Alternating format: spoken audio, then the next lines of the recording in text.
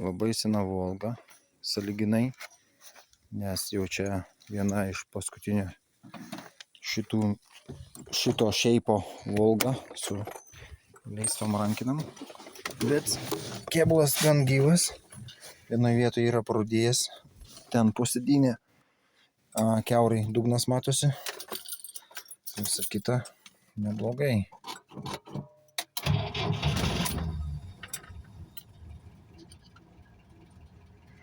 Varikliukas kaip laikrodukas. Jeigu malus nenukrenta, reiškia gerai. Kaip garsas.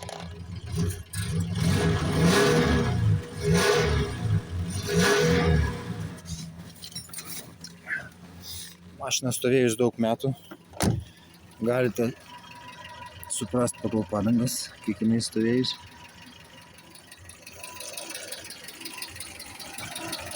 Varikliukas caksi. Aišku, yra kur padirbėti, bet šiaip neblogai. 91 metų.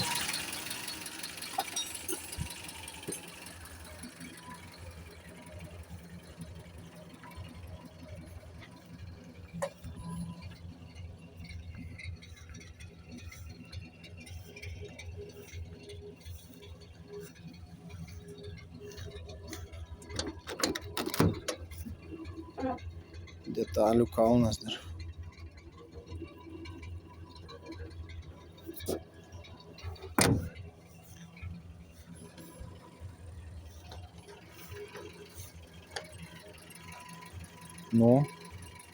Parašykit komentaruose, ką manot.